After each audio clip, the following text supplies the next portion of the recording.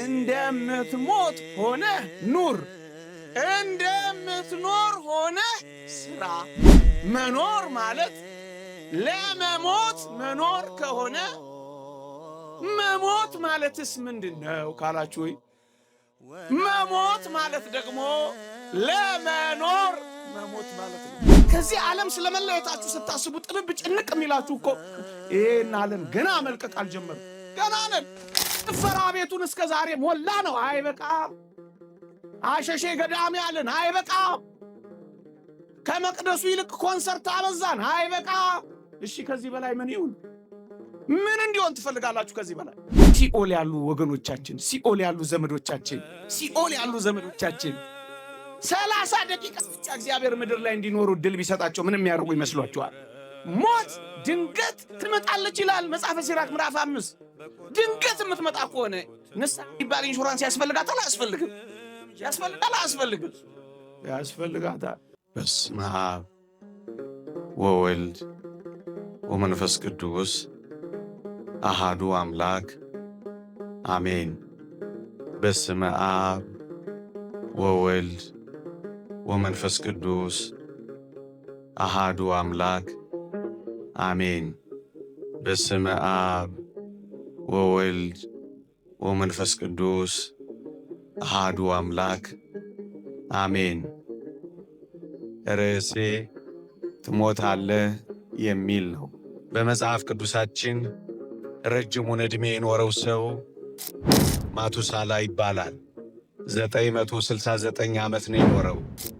አሁን የምነግራችሁ ግን 969 ዓመት ስለኖረ ሰው ነው። እግዚአብሔር ያሳያችሁ። ማቱሳላ ማለት ሟች ነህ ማለት ነው። የዚህ ሰው ዕድሜ ሲረዝም፣ የዚህ ሰው ዘመን ሲጨምር አንድ ነገር መርሳት የለበትም። ሟች መሆኑን መርሳት የለበትም። የሚሞት መሆኑን ማወቅ አለበት። ዘመን ረዘመ ብሎ የማይሞት እንዳይመስለው፣ ቀን ተጨመረ ብሎ መሞቱን እንዳይረሳው። ትሞታለህ የሚል ስም ከዕድሜ ርዝማኑ ጋር እግዚአብሔር አስታወሰው። ክርስቲያኖች ቀን ሲጨመርልን እሰይ መልካም ነው፣ ግን አንድ ነገር እንዳንረሳ እንሞታለን። ብዙዎቻችን ለምን ክፎች እንደምንሆን ታውቃላችሁ? ለምን ጨካኞች እንደምንሆን ታውቃላችሁ?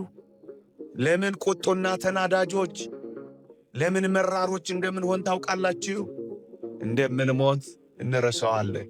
የተወደዳችሁ ኦርቶዶክሳውያን፣ ሞቱን የሚያስብ ሰው ይራራል። እሞታለሁ የሚል ሰው እመኑኝ ኃጢአት አይሰራም። ለራሱ ዛሬም ብቻ እንደሚኖር የሚነግር ሰው ኃጢአት አይሰራም። ዛሬ ብቻ ነው ያለኝ የሚል ሰው ወገኖቼ የሚያስበው ከእግዚአብሔር ጋር ብቻ ስለመታረቁ እኮ ነው። ምክንያቱም ዛሬ ብቻ ነው ያለው። ክርስቲያኖች እጅግም ባለጠጋ እጅግም ድሃ ልንሆን እንችላለን፣ ግን እንዳትረሱ እንሞታለን። እጅግም መልከ መልካም ውበተኛ፣ እጅግም ደግሞ ፉንጋ ልንሆን እንችላለን፣ ግን እንዳትረሱ እንሞታለን። ስንኖር እየበላናት፣ ይቺን ምድር ስንለቅ ደግሞ እየለበስናት እኮ ነው ምን ሄደው ወገኖቼ፣ ግን እንረሳዋለን። ለመንጠቅ አንዳንዶችን ለማዋረድ ያቆበቆባችሁ ትኖራላችሁ። እመኑኝ ትሞቱና ትዋረዳላችሁ። በልዑል እግዚአብሔር ፊት ሁላችንም እንቆማለን፣ ፍርድ አለብን። ምክንያቱ አንድ ቀን እንሞታለን። ይሄን ሊያስረዳልኝ የሚችል አንድ ጥሩ የታሪክ ምሳሌ ላምጣ። ታላቁ ፈላስፋ ዲዮጋን ንጉሥ እስክንድርን ማስተማር ፈለገና ምን አደረገ መሰላችሁ? አንድ ቀን የአባቱ የንጉሥ ፊልጶስ መቃብር ነበረ።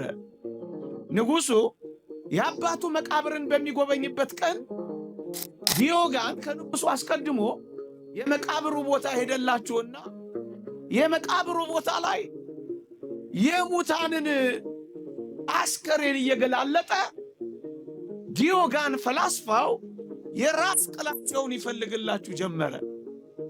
በዚህ ጊዜ ንጉሥ እስክንድር ከአጃቢዎቹ ጋር መጣላችሁ እና ምን ሆነ መሰላችሁ? ዲዮጋንን ያውቀው ስለነበር ንጉሡ ዲዮጋን ሆይ ዛሬ ደግሞ በዚህ በመካነ መቃብር የራስ ቅል የምታተራምሰው ምን ሆነ ነው አለው። ዲዮጋንም እንዲህ ብሎ መለሰ፣ ንጉሥ ሆይ በጣም ይገርማል። ዛሬ የአባትን የንጉሥ ፊልጶስን የራስ ቅል ፈልጌ ነበረ። ግን በጣም ይገርማል፣ የአባትን ራስ ቅል ከሌሎች ሰዎች ራስ ቅል መለየት እኮ አቃተኝ። ንጉሥ ሆይ እስኪ አባትን ራስ ቅል ለይተህ አሳየኝ ብሎ ጠየቀው። ንጉሡም ደነገጠ። ለካ እውነት ነው። የኃያሉ ንጉሥ የንጉሥ ፊልጶስ አስከሬንም ራስ ቅልም የድሃውና የመናጢው አስከሬንም ለካ ተመሳሳይ ሆኖላችኋል። ደነገጠ ንጉሥ እስክንድር። በፍጥነት ከዚያ መካነ መቃብር ወጣና ምን አደረገ መሰላችሁ? 2 ባለሟሎች ቀጠረላችሁ። ባለሟሎቹ አንደኛው በማለዳ ንጉሥ እስክንድር ከእንቅልፉ ሲነሳ ምን የሚለው መሰላችሁ? ንጉሥ ሆይ 1000 ዓመት ንገስ፣ ግን እንዳትረሳ ትሞታለህ ይለው ጀመር። መሸት ሲል ሌላኛው ባለሟል ደግሞ ይመጣና ንጉሥ ሆይ 1000 ዓመት ይንገሱ፣ ግን እንዳይረሱ ይሞታሉ ይለው ጀመራ። እንዳትረሱ፣ ስትወጡ ስትተኙ በጣም ግፈኛ ካላላችሁኝ በቀር አንድ ነገር አስታውሱ፣ ትሞታላችሁ። ወጥታችሁ ማትገቡበት ተኝታችሁ ማትነቁበት ቀን ይመጣል። እንደ ሳቃችሁ አትቀሩም፣ ታለቅሳላችሁ። ኃያላን እንደሆናችሁ አትቀሩም፣ እንዳስጨነቃችሁ አትቀሩም፣ ትሞታላችሁ። ይህን ስለረሳን ነው እኮ ምድርን የኛ ያረግናት፣ በተውሶ መተን የተቀራመትናት። ትሞታለህ አለ እሱ። ትሞታለህ። ልንሞትም ላንሞትም እንችላለን። እውነት አሰብ ኦረ እውነት አትሞቱም። ሐሰት መልሱ። በዚህ ምድር ላይ የትኛውም ነገር እርግጠኞች አይደለም። እውነት አሰብ አንድ ነገር ብቻ ግን እርግጠኛ ነን። ምን መሆናችን? ከዚህ ዓለም መለየታችን እርግጥ ነው። እውነት አሰብ መቼ እንደሆነ አይታወቅም፣ ግን መሞታችን ብቻ እርግጠኛ ነው። በዚህ ምድር ላይ ሌላ ሁሉ እርግጠኛ አይደለም። የዚህ ዓለም ዋና ኑሯችን ከዚህ ዓለም ስለ መለየታችን መሆን አለበት። ዝግጅታችን ምን ይሁን? አንድ ቀን እሞታለሁ፣ ስለዚህ በእግዚአብሔር ፊት እቆማለሁ፣ ስለዚህ ፍርድ አለብኝ፣ ስለዚህ ለሚመጣው ዓለም ለመዘጋጀት ብቻ ነው። በዚህ ዓለም ኖረን በዘላለም መንግሥት መክበር ነው። ስለዚህ አሁን በዚህ ዓለም ስንኖር ለሚመጣው ዓለም እየተዘጋጀን እንኑር። ምክንያቱም እርግጠኛው ነገር መሞታችን ስለሆነ። አንድ ሊቅ እንዲህ ይላል፣ በዕለተ ፍት በፍርድ ቀን የሚገጥመን መልካም ይሁን ክፉ አሁን አይታወቅም ይላል። በእርግጠኝነት የታወቀው ነገር ቢኖር መሞታችን ነው ይላል። በየመስሪያ ቤቱ ሂዱ ከፊቴ የምትሉ አንድ ቀን ልዑል እግዚአብሔር ሂድ ከፊቴ ማለቱ አይቀርም። ያመናጨቃችሁ ግፍ የሰራችሁ በዕለተ ፍት ክፉ ወይም ደግ ምን እንደሚሆን አናውቅ። አንድ ነገር ግን እናውቃለን፣ እንሞታለን። መኖር ማለት ለሞት መዘጋጀት ማለት ነው።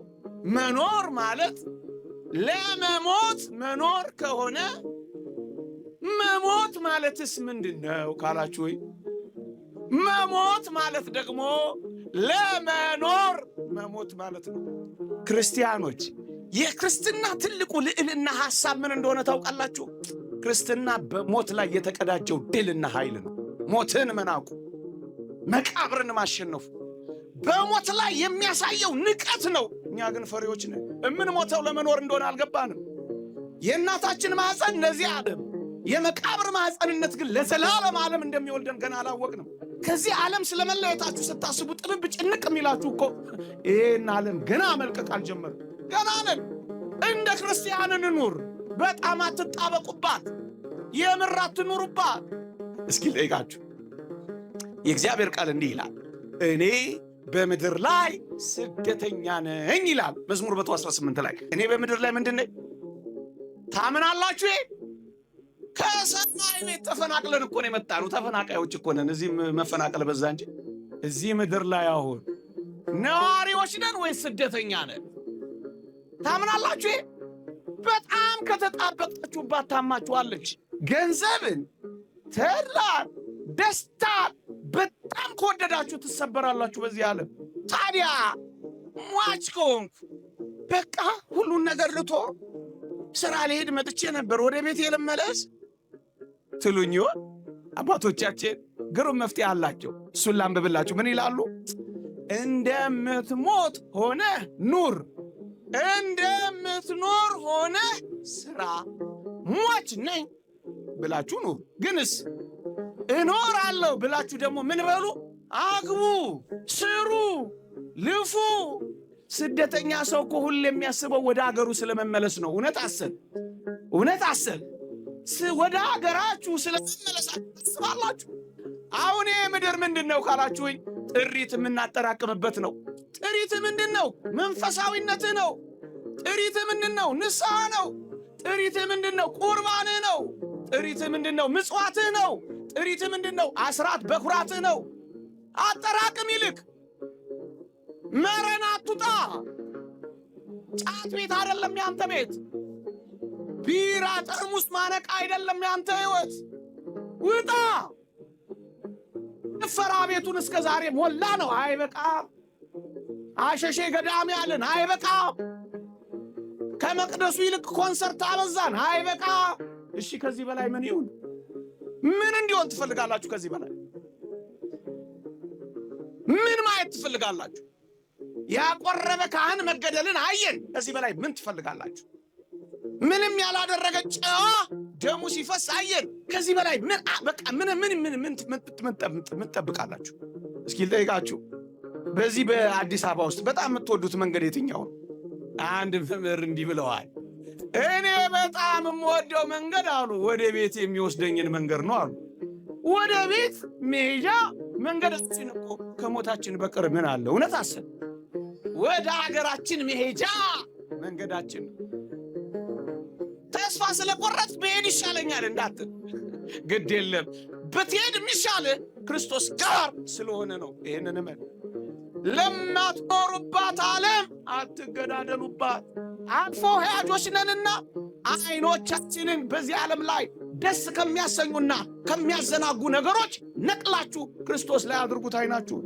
ንብረታቸውን በጣም የሚወዱ ሰዎች በድሆች ሆድ ውስጥ ለእግዚአብሔር መባ አድርገው ምጽዋታቸውን ያቀርባሉ። ወዴት ላኩት? ወደ ሰማይ። ሞት ድንገት ትመጣለች ይላል መጽሐፈ ሲራክ ምዕራፍ 5። ድንገት የምትመጣ ከሆነ ንስሐ የሚባል ኢንሹራንስ ያስፈልጋታል? አያስፈልግም? ያስፈልጋል? አያስፈልግም? ያስፈልጋታል። ክርስቶስ ወደ እኛ መምጣቱ አይደለም ዕለተ ምጽአት የሚባለው፣ የእኛም ወደ ክርስቶስ ብሔር ነው ዕለተ ምጽአት የሚባለው። ስለዚህ ልንዘጋጅ ይገባናል። ዋናው ዓላማ ይሄ ነው። እየሰማችሁ ነው? ንስሐ ያልገባችሁ ንስሐ ግቡ። ምን እንደሚመጣ እንደዚሁ ፀሐይ ተደብድባችሁ በክርስቶስ ፊት ልትባረሩ ትፈልጋላችሁ? አፋችሁን ኮተችላ እስኪመስል ጾማችሁ ሂዱ ከኔ መባል ትፈልጋላችሁ? ንስሐ እንግባ፣ ከእግዚአብሔር ጋር እንታረቅ። ሲኦል ያሉ ወገኖቻችን፣ ሲኦል ያሉ ዘመዶቻችን፣ ሲኦል ያሉ ዘመዶቻችን 30 ደቂቃ ብቻ እግዚአብሔር ምድር ላይ እንዲኖሩ ድል ቢሰጣቸው ምን የሚያደርጉ ይመስሏችኋል? ንስሐ ብቻ ነው የሚገቡት። 30 ዓመት ያለ ንስሐ ያለ መታረቅ በበደል ይኖር ቀን የተጨመረልን ፀሐይ ይወጣልን ወዶ የታገሰው ወደ እሱ እንድንመለስ እኮ ነው። ከዚህ የበለጠ ምን አለ? የሉቃስ ወንጌል ምዕራፍ 12 ቁጥር 19 አንድ ሰው እንዲህ አለ፣ ጎተራ አፍርሼ ሌላ የሚበልጥ እሠራለሁ፣ በዚያም ፍሬህንና በረከቴን ሁሉ አከማቻለሁ። ነፍሴንም አንቺ ነፍሴ ለብዙ ዘመን የሚቀር ብዙ በረከት አለሽ፣ እረፊ፣ ቢ ጠጪ፣ ደስ ይበልሽ እላታለሁ እያለ ይንጎራደድላችኋል። ይሄ ሰው እንዲህ ብሎ እንዳበቃ እግዚአብሔር ግን እንዲህ አለው። እሱን ነው ማንበብ የፈለግኩት። እንዲህ አለው፣ አንተ ሰነፍ፣ በዚህች ሌሊት ነፍስን ካንተ ሊወስዷት ይፈልጓታል። ይህስ የሰበሰብከው ለማን ይሆናል አይለው መሰላችሁ? እንዳትረሱ ምን እንሆናለን? ምን እንሆናለን? ይቆየን።